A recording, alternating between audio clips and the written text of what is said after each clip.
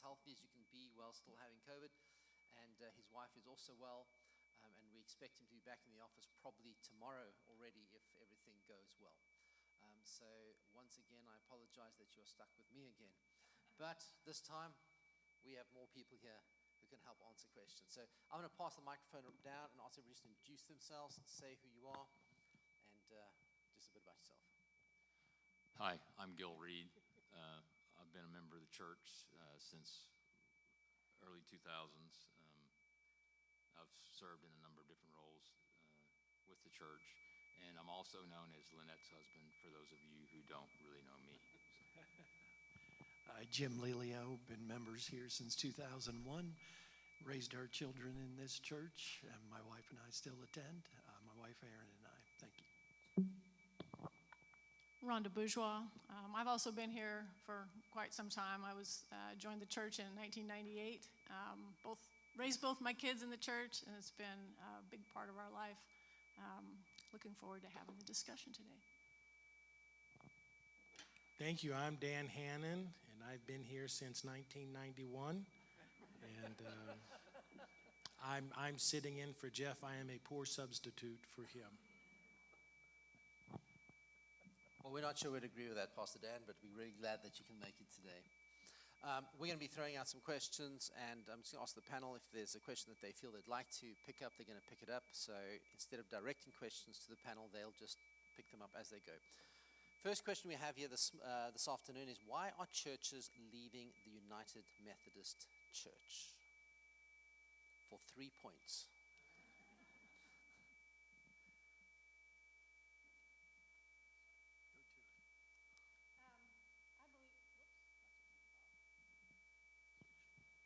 There it goes. Okay. Well, I think a lot of churches are leaving because they believe that the UMC has kind of left them. They believe that the UMC is going in a direction that is not where they remember and where they think that the United Methodist Church should be. And I think that it's a tough call, right? Because none of us can tell the future. But there's been a lot of implications, and there's been a lot of, I guess there's a lot of hurt and a lot of lost trust in the organization as it exists today.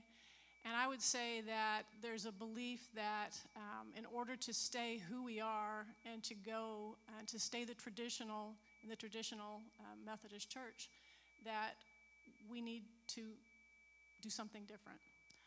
I don't believe that I don't want to say it doesn't have anything to do with human sexuality, because I think that's the flashpoint issue on all of this, but I think it runs much deeper than that.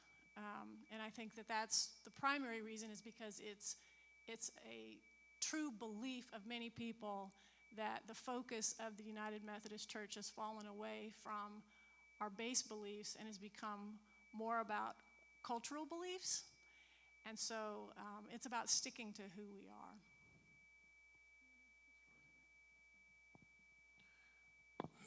So for me, my entire 40 years in ordained ministry has been engulfed in a monumental struggle of the Christology of the faith, meaning who is Jesus and his role in our faith, the anthropology of our faith, which means what is the human nature as it relates to the role of Christ, and to our soteriology. That's a fancy word for what is the doctrine of salvation. How is it that one is saved and enters into an eternal relationship with God? For 40 years, my entire ordained ministry, the United Methodist Church, has been engulfed. It has been overshadowed by an argument of homosexuality. Do you hate gays? And it runs much deeper than that. It's been used as an excuse to debate deeper issues, namely that our scriptures, the Orthodox faith holds that this Bible, which emerged out of a 3,000-year process, is the source of our doctrines, and that it doesn't change, and that our discipline is how we covenant, we promise before one another as clergy and as a church to uphold the doctrines. And when those systems begin to collapse, we enter into what I call spiritual adultery. We have entered into a period which has been intensified in the last 10 years by open rebellion of significant segments of the United Methodist Church, to the extent that seminaries no longer teach Jesus as the way, the truth, and the life to salvation. Iliff School of Theology, a United Methodist school, has a department of paganism, and they teach paganism as a regular course for their work. Duke Seminary in North Carolina offers a theology course on God as queer. And these things are just one after the other of year in and year out of a church that has been torn apart through our Christology. And so you have a large segment of the United Methodist Church, those who lean Orthodox. We are the great middle. The United Methodist Church is the great middle of people. We're neither left or right extreme. We're kind of in the center. But we are tired of fighting and of constantly haranguing this. And so out of actions that took place at the last called session of the General Conference in 2019, large segments of the church said it is time to be a Paul and Barnabas. We have to go our separate ways. Jim. Thank you. I think it was important we threw out that we've been here a long time, and we've been able to see I have a lot of faith and belief in our clergy, our leadership, and I haven't dedicated my life to learning a lot of this history, so it's very helpful. And I have seen very few items over the last 20 years between Dan and Jeff and Ralph where they feel so strongly in responding to something, and that has moved me, that when they bring back and they're attending the conferences and they come back with this is the word and here is what's going on, and that in general, keeping it there, why do you have to raise that much emotion against the strong beliefs that they put their lives into? That means a lot to me, and I'm going to follow along and know that something has to happen. Towards the end, we're going to go more in detail between GMC, UMC, and provide that as well. Thanks, just one. I was actually thinking, Pastor Dan, you were just touching on the idea of doctrine. So it might actually be a good time to actually go into the differences between the UMC and the GMC. Do you want to comment on that?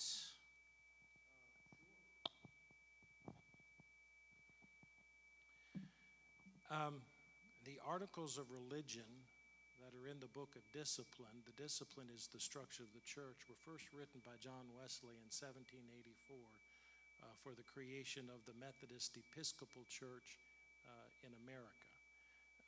Those have remained unchanged, and they form the foundation through the interpretation of the scriptures for what is the doctrine. But what we have in the last several years and intensified, as I said earlier, was a movement away from orthodoxy, meaning that the Holy Bible is the authoritative, this is literature from the Discipline. The Bible is the authoritative word of God, suitable for all doctrine in the church and shall not be changed. That's called a restrictive rule. That's a fancy Methodist term, which means no technical body can ever vote that rule out. It's a restrictive rule. It's in the Discipline in the Constitution, which is in the front part of the Discipline. However, we have had large sections of the Council of Bishops throughout the United States who have not upheld that, and they have voiced vocal opinion that they will not uphold primarily the teachings of the church on marriage and the role of the scriptures in marriage, and so that's where the flashpoint came in. And then subsequent to that, throughout the jurisdictions in the United States, there has been open rebellion of actions taking place by conferences, churches, and districts and pastors to violate the discipline order and the doctrine. And How can you, when we pastors ordain, they put their hands on your head, the bishop, and they say, do you believe in our doctrine? Yes. Will you preach and maintain them? Yes. It's a vow. It's a promise to God. And if you can't uphold the doctrine and discipline, then they ask you to step aside. They don't ask you to change it. And so the GMC seeks to maintain the Orthodox teachings of the Apostolic Church, which means as set by the apostles, the 12 apostles, and then it is the rudimentary foundations of global Christianity to this day. Really, this argument is really more of an American argument than it is a global faith argument. And I think the GMC was created out of the failure of the UMC to uphold orthodoxy, and that's really how it was created. Rhonda, you've got the mic there. Can you maybe just tell us more about who or what is the GMC? The GMC is basically a new denomination that was formed in, I believe, May of this year. And as he stated, it's basically has very much the same vision of the original United Methodist Church. It's upholding the similar orthodoxy. I'm excited about it because I think that they're looking at the United Methodist Church and they're saying there's things that we need to fix about it. And I think that they're heading in that direction to create additional accountability. I think one of the big things in the Global Methodist Church is that they're attempting to make sure that what's happening today in the United Methodist Church, we probably can't prevent it 100% because we're human, but they're trying to put things in place so that it is likely not to happen again in the future. Anybody else want to weigh in on that? I have a thought also. This is kind of a parallel thought for you and for you to understand. The United Methodist Church is not the single expression of Methodism worldwide. I'll say this again. The United Methodist Church is not the single sole expression of worldwide Methodism. You're willing to Google this, it's real easy. Just Google the World Methodist Council. It is a communion, like the Anglican communion, like the Catholic communion. The World Methodist Council is made up of 80 member denominations in 138 countries representing 20 million adherents, of which the United Methodist Church is one of the 80 denominations worldwide. There's the British Methodist Church, which is not the United Methodist Church. There's the Church of Canada. You did not know the Church of Canada is a Methodist church. These churches are worldwide, and the Global Methodist Church will come under the umbrella of the World Methodist Council, which means it is a part of the global Wesleyan expression of the Methodist faith. The World Methodist Council is the 5th largest communion in the world of Christians. And so the United Methodist Church did not exist until 1968. It is the newest of all Methodist expressions of the World Methodist Council up until the GMC. GMC, UMC discussion. Anybody else want to weigh in on that? Gil, Jim? I'm thinking if we can kind of wrap up any questions on that at this point or any more comments on that, then we can move on from there. Sure, I said it last time, and I promised Nikki that I wouldn't repeat anything from the last time. We'll try to keep it fresh. But the statement's the same, and we're not changing. The idea is we're continuing forward with our beliefs, and that's what the GMC, that has hit home with me. We say we are keeping forward with our discipline, our orthodoxy, all the theology, but it is the same beliefs, and like Rhonda mentioned, some of these things we're looking to improve, and it has nothing to do with theology. It's money, it's accountability, these things that you can make, but it is continuing with the UMC, all the beliefs that it was supposed to be. That's what GMC does. I'd just like to add a couple of things that are also positives that I see with the GMC is that I'm the discipleship lay leader at our church, and I have a real heart for making disciples. And one of the things that the GMC is all about is making disciples. And I know that the UMC has the motto of that, but the GMC has a lot of things in place and a lot of emphasis on that all the way through there. They have a transitional document, which is basically their book of discipline that will transition into a long-term book of discipline once they actually meet and form. But all throughout that, they talk about making disciples, having small groups, accountable small groups. They have a catechesis, which I don't believe the United Methodist Church has, which is basically a listing of questions and answers, a very detailed listing of all the beliefs. And if you go out to their website, if you go out to the Global Methodist Church website, I highly recommend looking at that because it's a great, simple document to understand everything that we all currently believe, in theory, because it's pretty much the same as the UMC today. It's going to be a much leaner organization, and everything I've read about it is it's almost a top-down organization. I mean, it's upside down, I should say. It's that the local church will have a lot more, they will be empowered to do ministry much more than they are today and not be directed from the top down nearly as much. The top will serve the bottom. And I'm excited about that opportunity, and just thinking about the amount of money that we spend today, hopefully we'll be able to have some of that to do local ministry.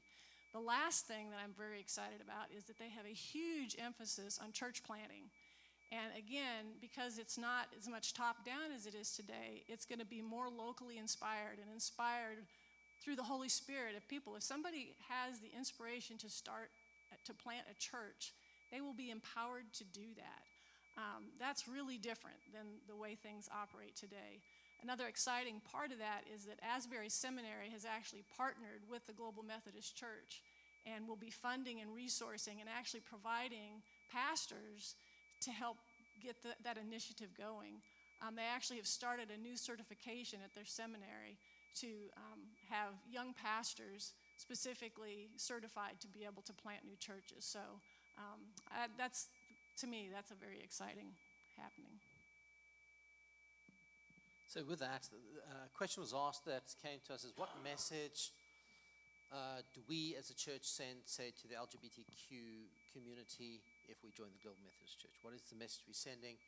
And I think we've touched on the whole idea that is the split about homosexuality. I think Pastor Dan has covered that, but if you want to weigh in on that, you can as well.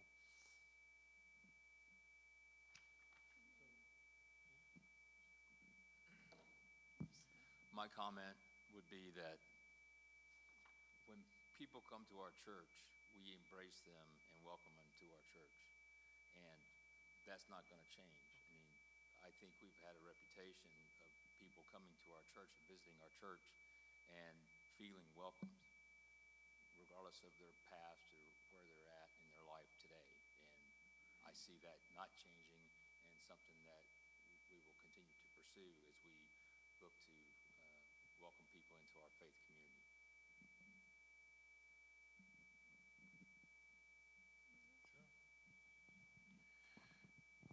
We're disaffiliating in order to remain the same, the people that we are today. And that is that we are open and loving and accepting of all people.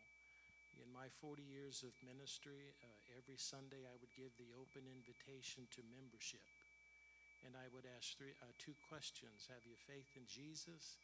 And will you support this church with your prayers, presence, gifts, and service? Never once did I ever ask, what is your favorite sexual position? Never once did I make homosexuality or heterosexuality an issue of discipleship. That is because it is your journey with God. God sets standards for behavior that we all fall short.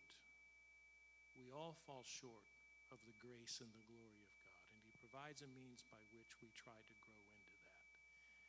And And in my 29 years at this church, I let people live their lives.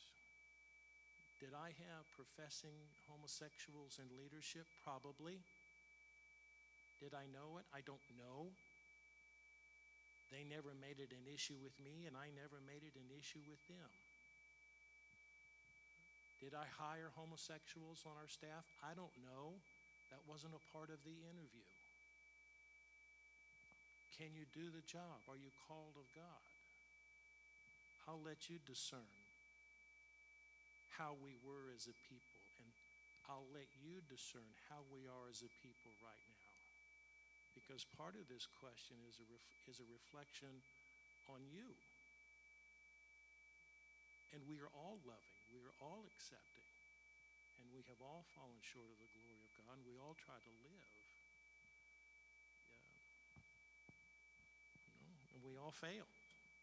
Maybe just holding on to that, there was a question that'll follow on to what you said, is somebody actually asked the question, and it was a question directed to the pastors: do you believe that it's acceptable to fire a non-clergy employee solely because you know or suspect they are gay? That question assumes that a gay person was fired from the church. That has never happened in the life of the church. In the book of discipline, written into our job descriptions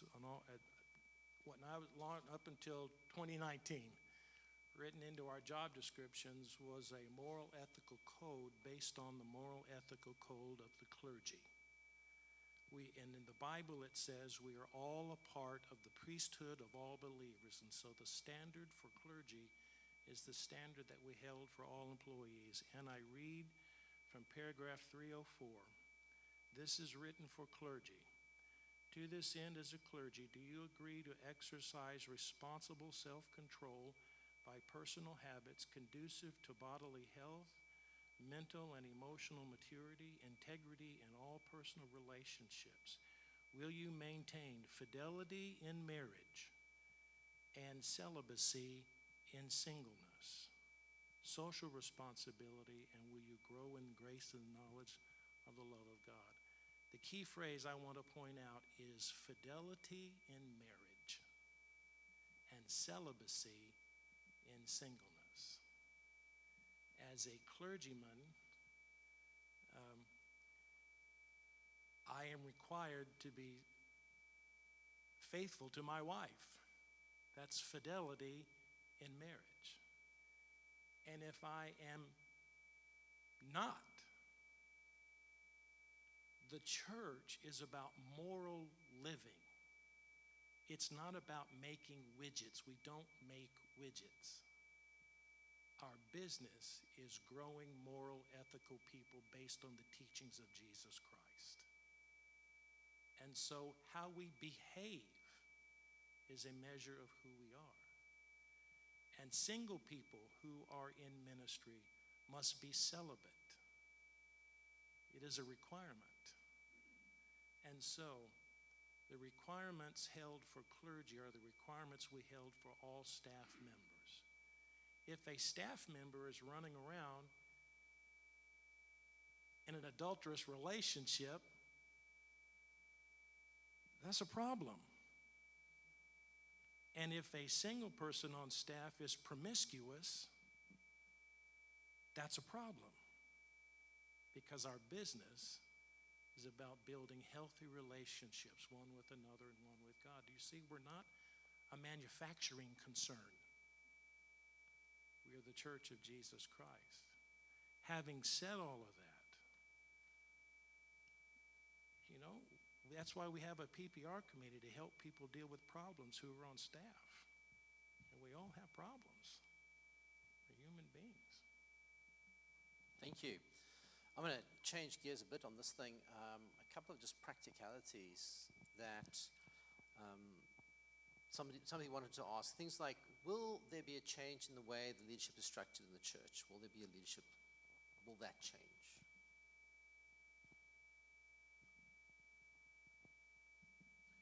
No, Church will continue and be just the same structure as it is today. I think last year we changed to a leadership board, which has components of it that include finance, PPR, and other aspects of it, but it's still going to be that way as we go forward. And we'll still have lay leaders that are selected by the committee. What's our committee, Dan? Nominations Committee. That are asked to serve the church, and so we as lay people will still drive the bus, so to speak. And the leadership committee, I think that was it was just formed, and then we had to take this on. So it's been a very heck of a challenge right off the bat, and I think it's worked out well.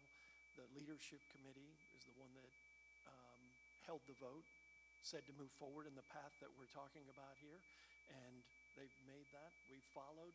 The leadership committee guides us, and we're going to continue with that, and that won't change, and that's got us to this point, and it's part of who we are and who we're going to be, and doing things fairly, transparently, and I feel good about it. And if anyone doesn't feel good about that, we've had meetings, and we'll have more in the future.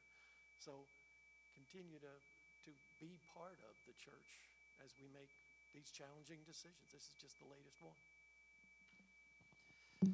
So another question which I'd really like to know the answer to is, what will happen to our pastors if we go to GMC?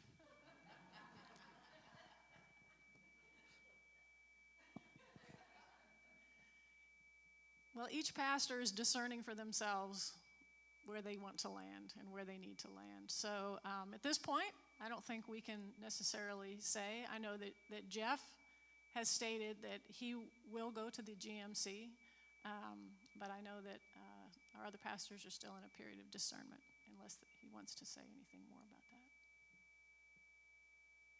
No, I'm just kidding. No, I think it is. I think we all have to discern for ourselves. There's a whole lot of us actually.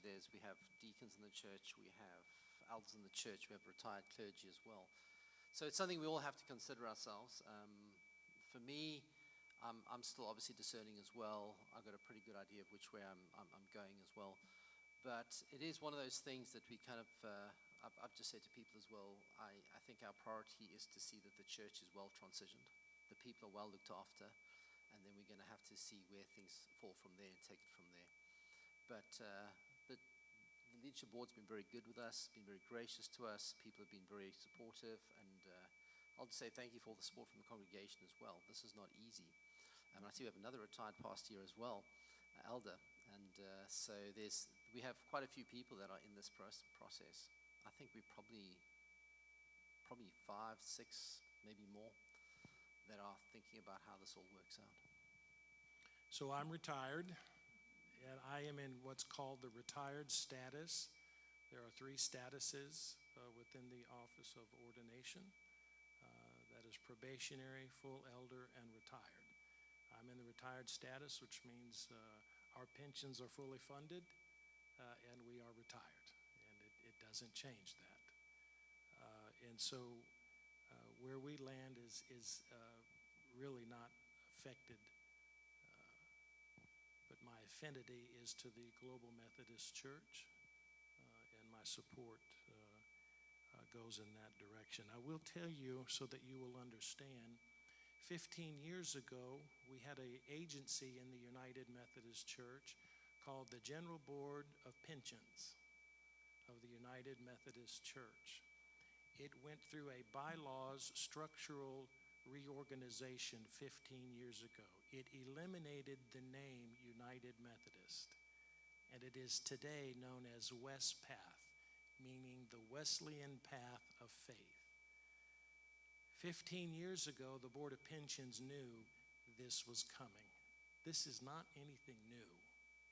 And the leadership of the United Methodist Church has known. I told you, for 40 years, I have dealt with this. Well, the system has been preparing. So, with WESPATH, that manages the pensions of the World Methodist Council.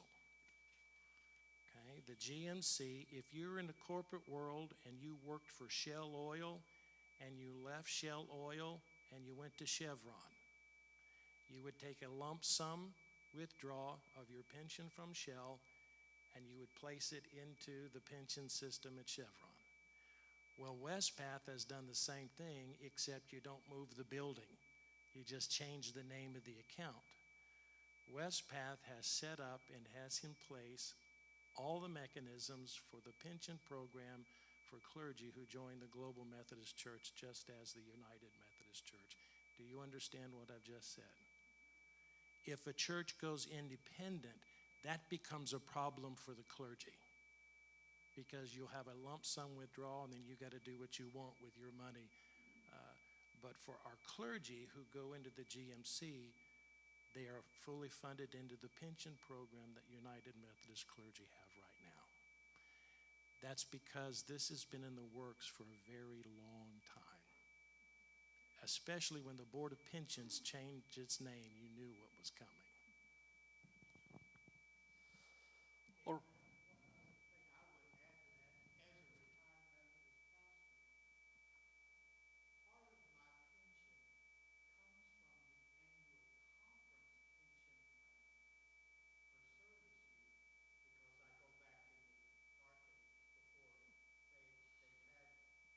Yeah, we're under different plans. You and me.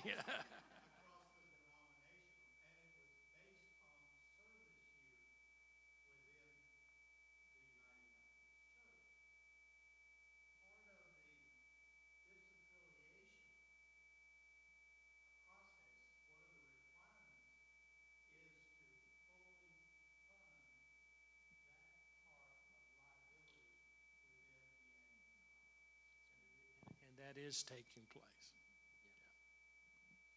so the guys, this is something that the Methodist Church has seen coming, and they have been working on in the background. But I think from my point of view, what I want to stress is that there are systems in place, GMC and UMC, and somehow, I'd like to say they're working together, but I don't think they are. But there are systems in place where organizations like Westpath are actually making provision for wherever you land. And so that's good. And the church as well, here as well, the leadership board is also helping navigate that with their pastors as well, which from my point of view, and I'm sure the others will say the same, we thank them for that as well. Okay. We've got one or two questions. There's not too much left. I don't know if you're excited yet or you're ready for an interval, but I think we can push through. So one kind of thought I've got two things that I'm going to just bring up. The one I'm going to push over to Pastor Dan, and this is a rather long question, but it has to do with the understanding that are we in fact working with different set of rules? In other words, are we maybe applying certain rules to the question of gender versus the rules to the question of divorce? And somebody it's rather a lengthy thing, which might be quicker to read than me to explain. But the understanding that they're saying is, if we are saying, for example, what does the Bible say about divorce and why is it within the Methodist Church? We see that and we're able to work through that. Yet, when it comes to gender, we're not able to work through that. So that is the question, and we've decided we're going to throw Dan under the bus on this one. So if you'd like to jump in there and give it a go. Sure. So I'll answer the question on divorce in the United Methodist Church. First, as an elder, and as an elder who went through a divorce in 1985. Over these centuries, we've had very bad theology about divorce. Genesis chapter 1 and 2 makes real clear God's intention for marriage. First, between the two sexes, man and woman, in a covenant relationship. That is God's definition of marriage, Genesis 1 and 2. In Deuteronomy chapter 24, verses 1 through 4, the Lord makes plans for divorce. The Bible gives a pathway for divorce. In Mark chapter 10, Jesus makes divorce very difficult. because the supreme covenant relationship is the marriage. God does not want divorce to be easy. The Jews made it easy. Jesus made it more difficult. And he made it more difficult by saying those who go through a divorce commit adultery. So I answer the question before you as an elder who went through a divorce, who had to reconcile that I committed adultery. Adultery is an act, it is not a condition.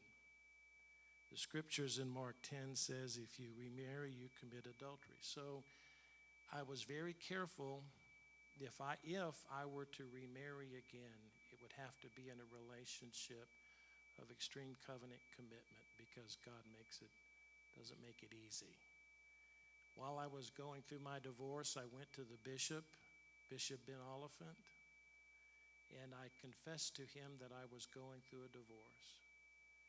And you need to understand that I was ready to do whatever the bishop asked me to do, including surrender my credentials. I was not asking the church to change its teaching on divorce simply because I was going through a divorce. The bishop gave me absolution and a pathway to how to recover from that. As I entered into a dating relationship with the woman who had become my wife for now these 35 years, we went to counseling together, and I knew what the scriptures taught, that to remarry meant you would commit adultery. So I confessed to my superintendent that I was going to remarry, and he gave me forgiveness for the act of adultery. And Judy and I have been committed in our marriage together for these 35 wonderful years. And what's important to know is that God made it very difficult. But the same bishop that I went to, Ben Oliphant, is the bishop that appointed me here in 1991. There is grace and mercy in our lives. And I didn't ask the church to change because I failed. I put myself under the discipline and authority of the church, and the church guided me through that. And so over the years, we've had a very bad teaching on divorce, and we still do today. You can see in some of our expressions of the faith. Southern Baptist, bless their hearts, they have a real hard time with that at times, with their clergy leadership. And we developed this mindset that there's something wrong with you if you go through a divorce. Well, the Bible makes it very clear. You can get a divorce. And when it happens, this is what happens in your life. Now turn to Christ and find the forgiveness and the renewal and the recovery in the life. And had my credentials been withdrawn, this wouldn't be here. Thanks be to God for his love and mercy.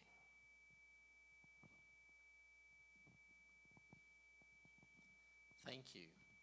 That was very personal and very heartfelt. Sorry, thanks so much. We have two questions that came to us that we're going to just group them together.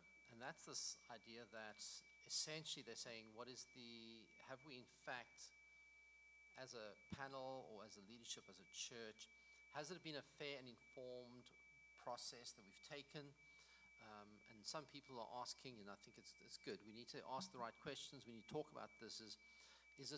Have we not been almost partisan? Are we not leaning towards a certain direction in this thing? Or have we in fact, I think they're saying, no, you've not done that. They feel a bit like we've not actually given both sides of the story to that. Who'd like to comment on that? I think I might comment on that, and I don't know if there's anybody else who'd like to comment on that. Okay. I'll say this about the process. I think firstly, there is enough information out there if you want to find it, no matter what you're looking for. Over here, we have tried to be as open and transparent as we can. We're here to answer any questions you have. I've said to anybody, I've had conversations one-on-one. I will ask you can ask any question, and I will answer it to the best of my ability. I understand that there are benefits to staying within the UMC, obviously. I mean, for me as a clergy person, there are a lot of benefits. There is guaranteed appointment. You know what that means? That means I can have a job for the rest of my life. GMC doesn't have that. So there are benefits on both sides of this thing. And some people are kind of just, it depends really which way people are leaning to, which way they're actually kind of formulating the argument. For me, this is where I've landed on this, is that I have to move according to my conscience. For me, I'm not here to decide what is politically correct. I'm not here to decide what is correct, as in, what does everybody want? What's going to make everybody happy? I'm here for what does God want? What does God believe needs to happen here? And I need to discern for myself in the way I'm directing this. If I truly am called, and I believe I am called to be a shepherd of God's sheep, then I have to move according to my conscience. And I'm happy to talk to you about anything on the UMC side, GMC side, but ultimately I have to say to you, this is what I believe is best for us as individuals. This is what I believe is best for this church. This is what I believe is best from a spiritual, biblical point of view, and I have to present that. It's not that I'm not saying there's the good guys, the bad guys, the evil and the righteous. Nobody wins in this thing at the end of the day, but it comes down to a point where I need to make a decision and say, you know what, in my discernment before God, I believe this is the way to go. And that is the way I've approached it. I'm not here to tell you. In fact, I had a conversation with a young man. It was actually an interesting conversation. I had a conversation with him, and he was like, yeah, no, we must go. He was actually in our student ministry. We must go GMC. And then I had a conversation with him, and he was like, I wonder if we should maybe go UMC. I'm like, whoa, hang on. What happened to that conversation? But the reason for that is because I want to present both sides as accurately and transparently as I can, but in the end, I have to make a decision that is right for my conscience.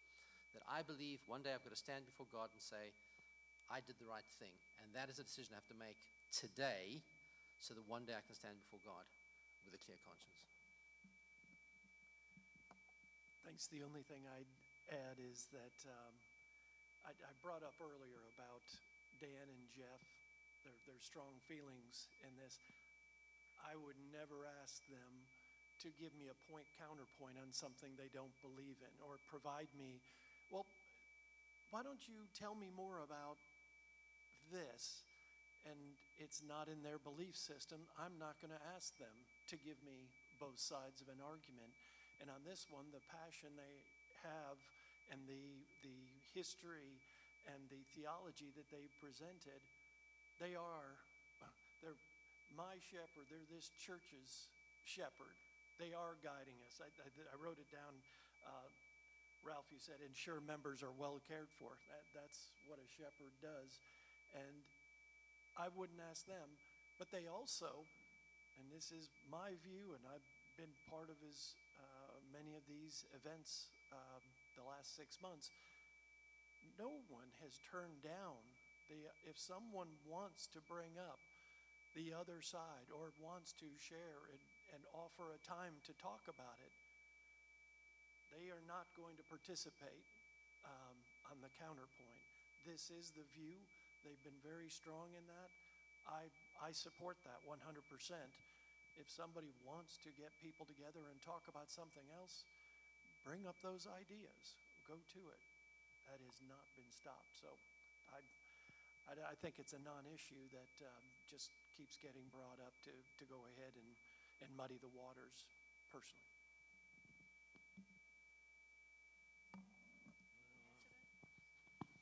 Well, I'll just echo what Ralph said.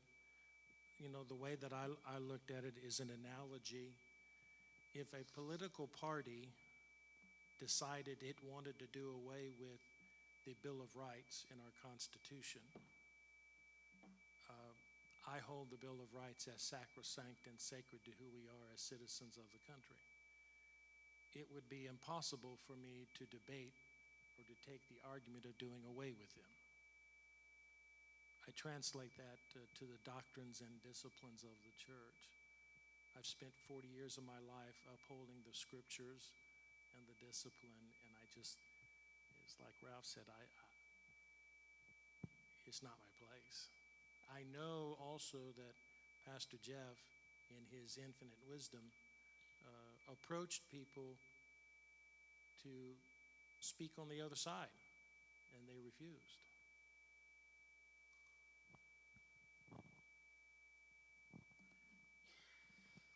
All right, we've got one or two quick questions, and then we are going to end off. I'm going to ask Rhonda to close just now, just to speak a bit about the voting process for next week. But two things. The first is, if we move to GMC, what will our church name become? Let me give you the history for the naming. The church's formal name within our Articles of Incorporation with the state of Texas is Christ Church, United Methodist. That's our technical name.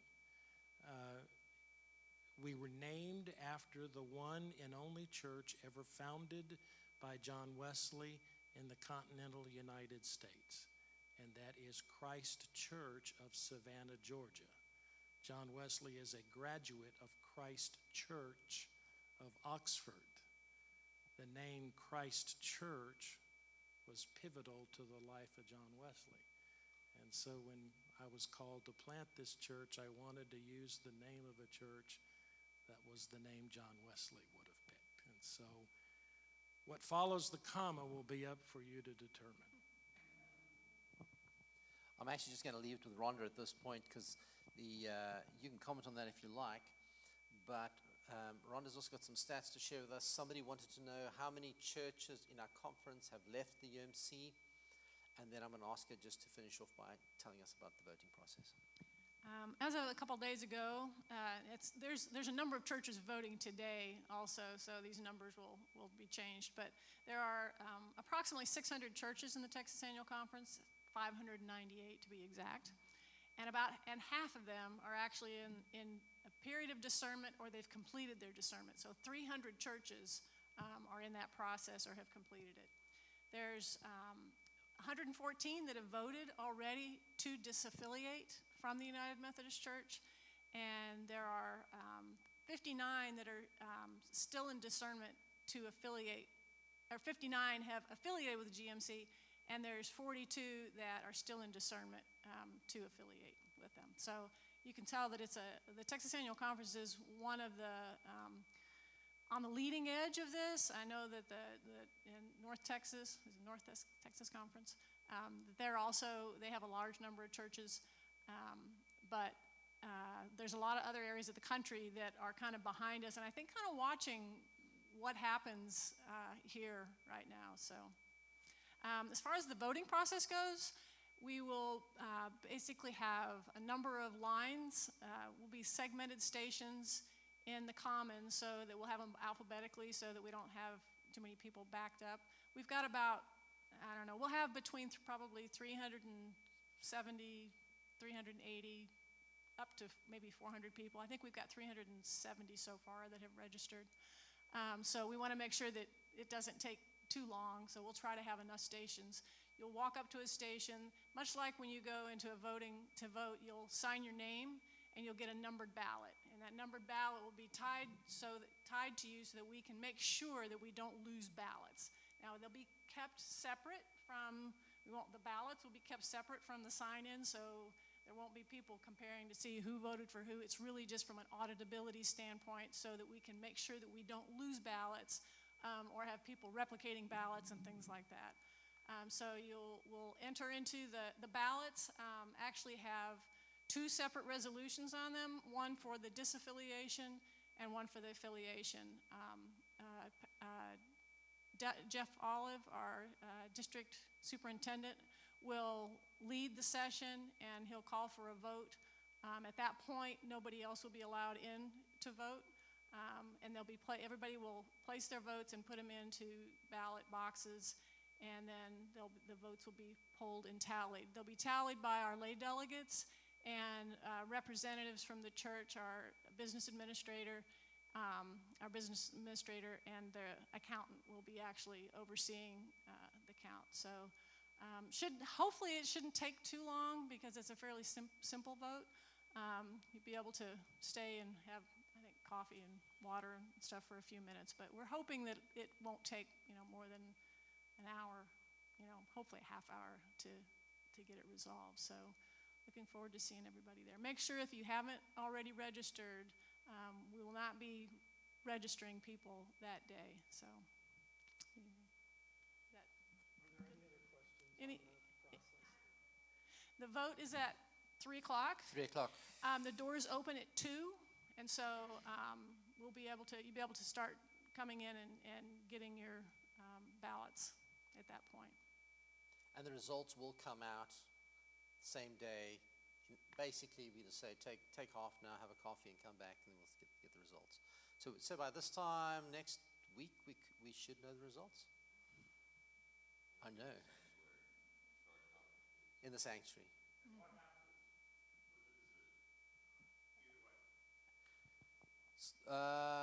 Maybe you can reframe that question so I understand what you're asking. In order to have a disaffiliation, it has to have.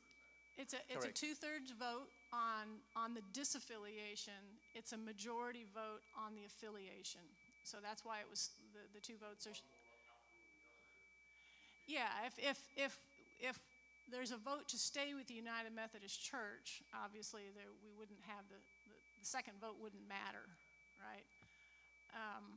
The other thing that has to happen is in December there's a conference, an annual conference, where they will vote on allowing all the churches that have disaffiliated, had voted to disaffiliate, to actually disaffiliate. So the disaffiliation won't actually be official till that happens. There's no reason to believe that it won't happen at that. And then the date is actually, we would be disaffiliated or reaffiliated disaffiliated on December 31st, and probably affiliated on any time after January 1st. So I don't know if that made sense. Yep, absolutely. Does that answer your question, Jim? Okay. Any other questions around the process? Yes, ma'am.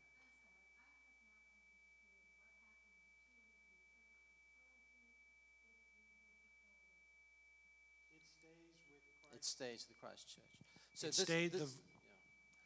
The vote, the called session of the annual conference on December the 3rd is when there'll be nearly 300 churches that will formally be voted on. It is not official until the annual conference votes. The significance of the vote is that it formally releases the property in a court of law, and then it becomes our facilities.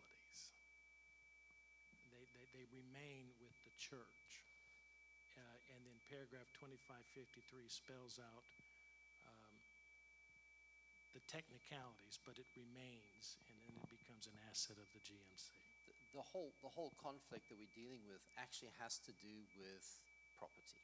We hate to say it, but that's exactly where it's at. All property in the Methodist Church is held in trust by the United Methodist Church. And there's only one way to get out, and that is through paragraph 2553. There we go. Thank you, Pastor Dan, again. And that is why this is kind of, and that there's a sunset clause in that paragraph as well. And so if churches are to leave with their property, they have to go through 2/3, they have to go to annual conference, they have to disaffiliate according to a prescribed paragraph in the discipline. So once again, that's fine. We leave with our property, there's no problem. One of the questions I have is, are there similar trust clauses? Because I have looked with the global Methodist. No. They specifically do not have trust clauses. Yeah. As long as we affiliate with that Christ Church, will remain, this property will remain within Christ Church. Yes. Correct. So I'm going to call it at that, and we're going to call the meeting at that. I don't want us to start going down rabbit holes and we keep going down. It's some churches, I'll make this comment, some churches are choosing to go GMC purely because it gives them the options afterwards, because there's no trust clause in the GMC. By going into a holding pattern in the GMC, they are then positioned to make a move from there to where they feel they best fit in. So even if they don't necessarily affiliate, now we're saying we're going disaffiliate, going GMC, but there are churches that are choosing to do it that way as well. Thank you. I want to thank you for your patience. I want to thank you for a spirit of fellowship. I think my experience with Christ Church has been, it's never going to be easy, but it's been so good to have people who love God, want to see the best for their church. And I celebrate each and every one of you for doing that. And if you'll allow me to pray for, in fact, Pastor Dan, I think you should pray for us.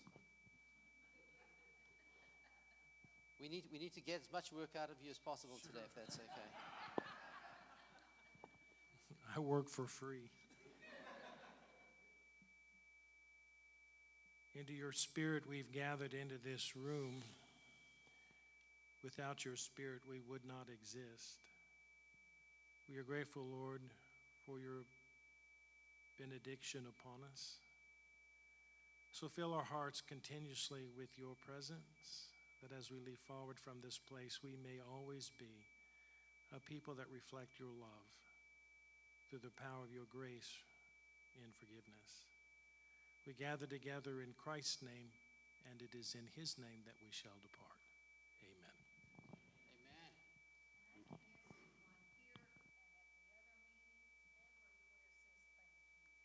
Thank you. Thank you. Thank you so much. Next week, 3 o'clock, come prayed up. We're going to have a great vote.